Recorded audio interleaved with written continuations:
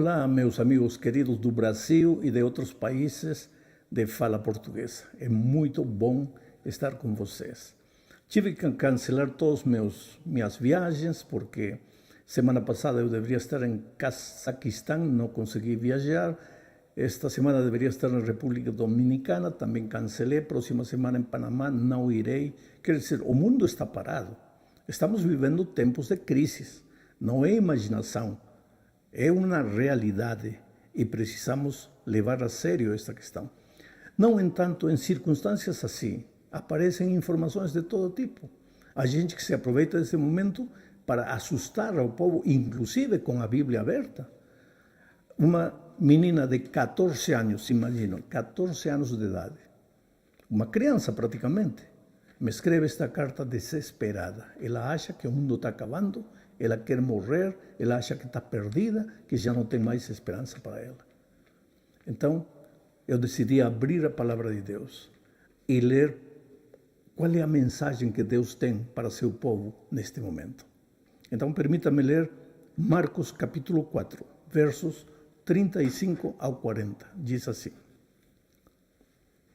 Naquele dia, sendo já tarde, disse-lhe Jesus: passemos para outra margem. E eles, despedindo a multidão, o levaram assim como estava, no barco, e outros barcos o seguiam. Ora, levantou-se grande temporal de vento, e as ondas se arremessavam contra o barco, de modo que o mesmo já estava a encher-se de água. E Jesus estava na popa, dormindo sobre o travesseiro. Eles o despertaram e lhe disseram: Mestre, não te importa que pereçamos? E ele, despertando, repreendeu o vento e disse ao mar: acalma-te, emudece. O vento se aquietou e fez-se grande bonança. Então lhes disse: por que sois assim tímidos? Como é que não tendes fé? Esta história é uma história que traz lições extraordinárias para o momento que nós estamos vivendo. Aquele dia, diz o texto. Que dia? Aquele dia que Jesus apresentou as parábolas do reino, a teoria da fé. Esse mesmo dia, quando chegou a noite, ao entardecer, porque te digo uma coisa, as coisas podem ir bem, maravilhosamente bem, mas a noite chega. Assim como o dia é real, a noite também é real. E quando chega a noite, chega o frio, chega a escuridão, as trevas, e muitas vezes chega o temor e o medo. Aquele dia, durante o dia, Jesus tinha ensinado a teoria da fé. À noite, ele precisava ensinar aos discípulos a prática da fé. Porque o Evangelho não é apenas teoria. O Evangelho é teoria e prática.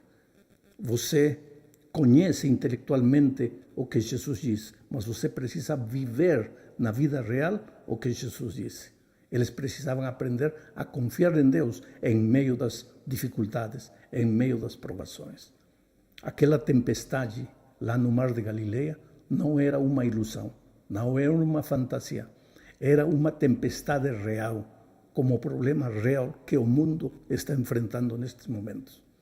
Mas, faço uma pergunta. Jesus sabia que aquele vento estava esperando pelos discípulos? Sabia, claro que sabia. Jesus é Deus. Então, por que levou eles para lá? Volto a repetir. Para que a teoria que ele tinha ensinado durante o dia, agora fosse aprendido pelos discípulos na prática. Ora, a noite estava escura. O texto bíblico diz que as ondas eram tão grandes que a água estava entrando no mar, e estava entrando no barco, e o barco estava já anegado, quase para afundar. Para os discípulos gritarem de medo. Para os discípulos buscarem o Jesus desesperados. Aquela tormenta deve ter sido muito grande, porque os discípulos eram pescadores, homens feitos no mar. Não era uma tempestade qualquer que assustaria eles.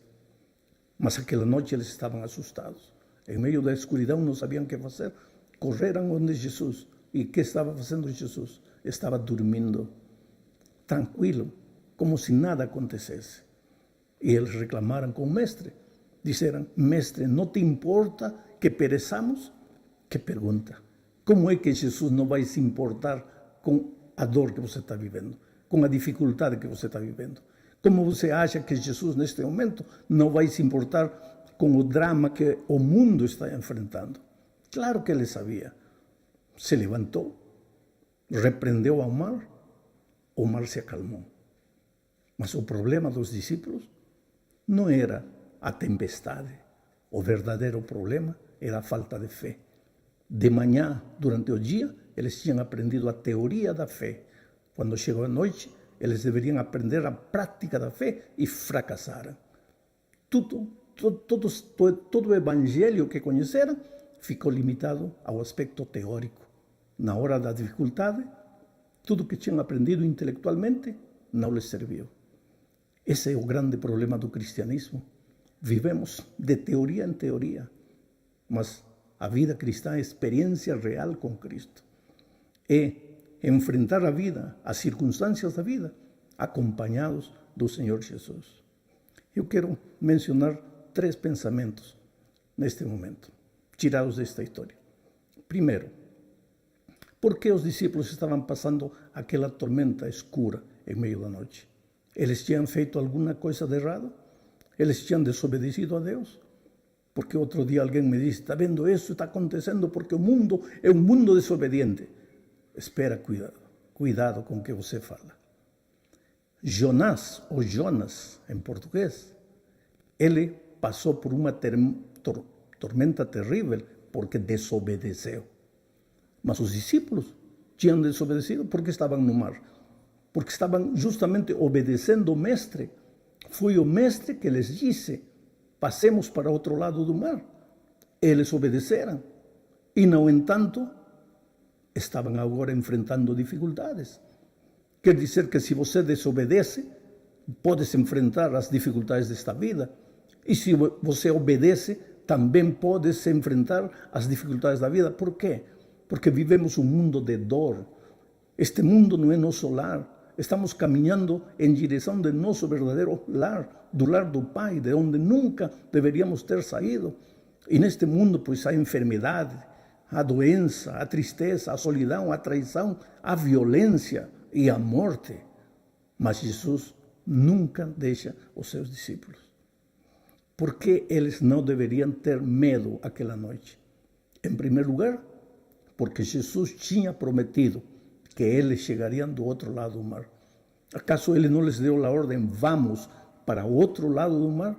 Ora, ele não disse, vamos, que vamos perecer em meio do mar. Ele disse, vamos para o outro lado do mar. Eles deveriam ter confiado que se Jesus disse que chegariam no outro lado do mar, pois eles chegariam no outro lado do mar. Lembra do Salmo 23? Que diz, mesmo que ande pelo vale da sombra e da morte, não terei medo, não terei temor nenhum. Por quê? Porque o Senhor Jesus está comigo. E é através da sombra e da morte que chegarei aos pastos verdes e às águas tranquilas. Precisamos, em momentos como este, aprender a confiar no Senhor Jesus. Eles não deveriam ter temido, porque a sua promessa era, chegaremos no outro lado do mar. Você conhece as promessas divinas? Você confia nas promessas divinas? Em segundo lugar, eles não deveriam ter medo, porque Jesus estava com eles. E se Jesus está com você, por que temer? Por que desesperar? Por que achar que agora chegou o fim do mundo e você está perdido? Por quê? Deposita em Jesus sua esperança. Claro que estamos vivendo em momentos difíceis e claro que tudo que estamos vendo anunciam que o dia da volta de Cristo está chegando. Se lemos Mateus 24, veremos todas as sinais da volta de Cristo. E Jesus disse, quando você perceber todas estas coisas, preparai-vos, porque a promessa está perto, a vinda de Jesus está próxima. Mas por que você tem que se desesperar? Por que tem que entrar em pânico? Porque talvez você não aprendeu a confiar em Deus. Então, este lugar, este momento, as circunstâncias que estamos vivendo, em lugar de levar para você desesperança, medo, terror, pânico. O que tem que levar para você é o desejo de buscar a Jesus, de conhecer melhor ao Senhor Jesus. Em terceiro lugar, por que eles não deveriam ter tido medo aquela noite? Porque Jesus estava dormindo. E Jesus nos disse que ele veio para nos dar exemplo. Ele estava dormindo em meio da tormenta. Nós também podemos dormir tranquilos, em paz, em meio das dificuldades, em meio do pânico. Não precisa de entrar em desesperação. Agora chegou o momento de você provar que o evangelho que você conhece não é apenas teoria, é realidade e prática. Tem que ter paz no coração, saber que está seguro nos braços do Senhor Jesus. E se alguma coisa precisa ser ajustada em sua vida, pois ajuste as coisas com Deus.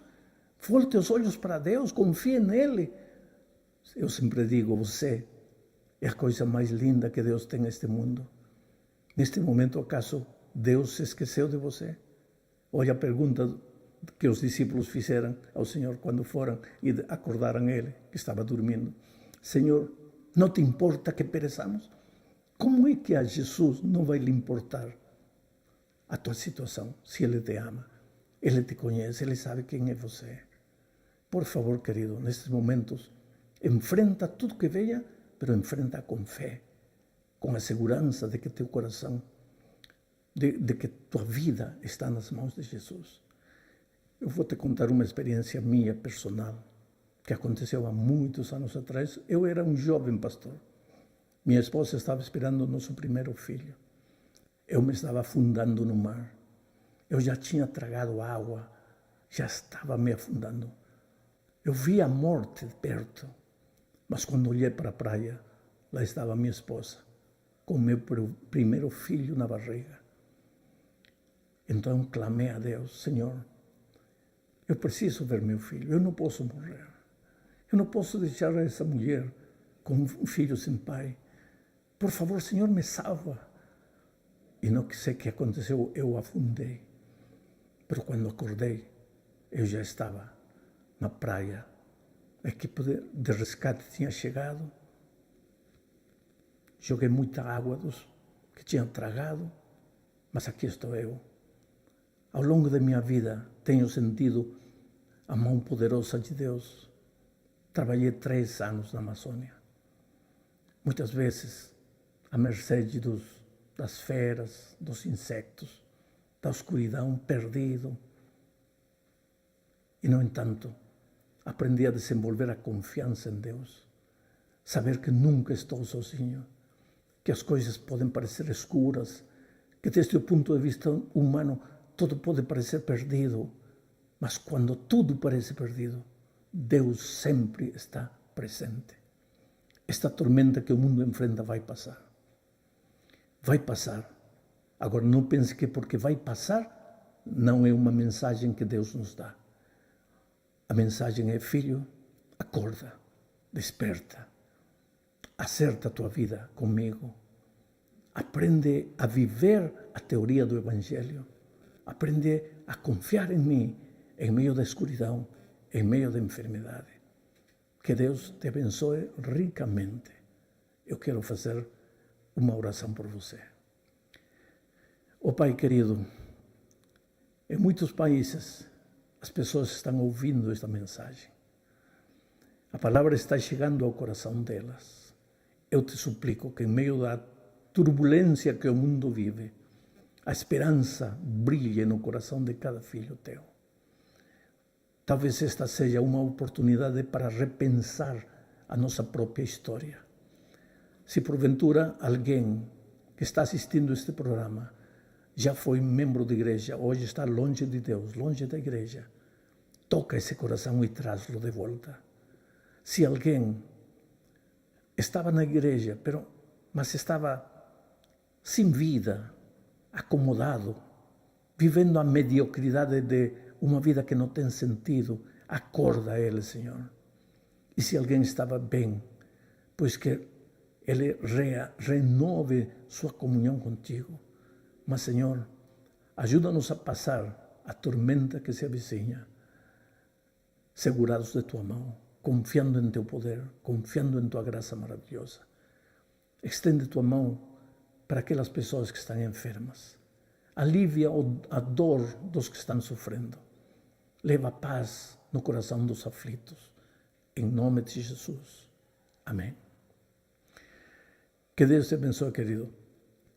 Dentro de 2 dias, ou na próxima reunião, nós estaremos lendo algumas perguntas que os ouvintes estão fazendo, estaremos respondendo algumas perguntas e lendo alguns comentários. Que Deus abençoe você ricamente. Lembre-se, você é precioso para Jesus. Você nunca está sozinho. Jesus está com você.